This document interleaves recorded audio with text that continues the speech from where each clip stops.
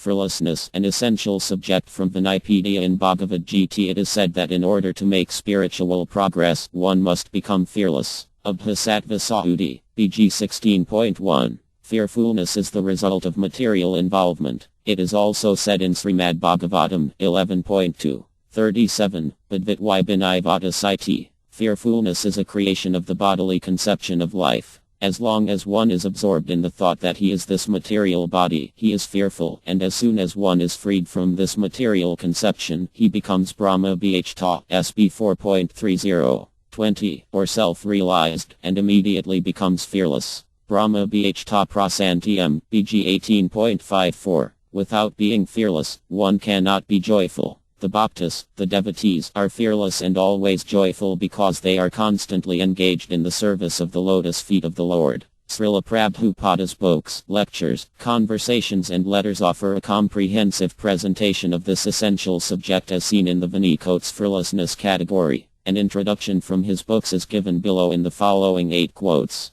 Quotes from Srila Prabhupada's books. When jar, or old age, takes shelter of a devotee, Kalakani diminishes the devotee's fear. A devotee knows that after death he is going back home, back to Godhead. Therefore he has no fear of death. Thus instead of depressing a devotee, advanced age helps him become fearless and thus happy. Srimad Bhagavatam 4.27. 24. A devotee of the Lord is always fearless because of the protection given by the Lord. Material existence is something like a blazing fire in the forest which can be extinguished by the mercy of the Lord RKA. The spiritual master is the mercy representative of the Lord. Therefore, a person burning in the flames of material existence may receive the rains of mercy of the Lord through the transparent medium of the self-realized spiritual master. Srimad Bhagavatam 1.7. 22. After reaching Satyaloka, the devotee is specifically able to be incorporated fearlessly by the subtle body in an identity similar to that of the gross body, and one after another he gradually attains stages of existence from earthly to watery, fiery, glowing and airy, until he reaches the ethereal stage. Srimad Bhagavatam 2.2.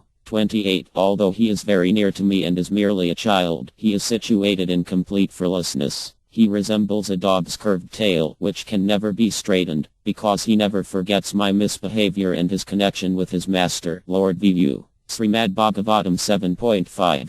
46. All these events are perfect arrangements to give perfection to his supreme glories. It is for enjoyment's sake. When a father plays with his little son and the father lies down on the floor as if defeated by the son, it is just to give the little son pleasure, and nothing more. Because the Lord is all-powerful, it is possible for him to adjust opposites such as birth and no birth, power and defeat, fear and fearlessness. A pure devotee knows very well how it is possible for the Lord to adjust opposite things. Srimad Bhagavatam 3.2. 16. By practicing Bhagavad Bhakti Yoga, one becomes fearless and joyful. Unless one becomes fearless and joyful, he cannot understand the science of God. Bhagavat Tattva Vinamukta Sagasya J8. This verse refers to those who are completely liberated from the fearfulness of this material world. When one is so liberated, he can really understand the transcendental features of the form of the Lord. Srimad Bhagavatam 4.24. 52. Everyone can become a fearless and honest person if his very existence is purified by discharging the prescribed duty for each and every order of life.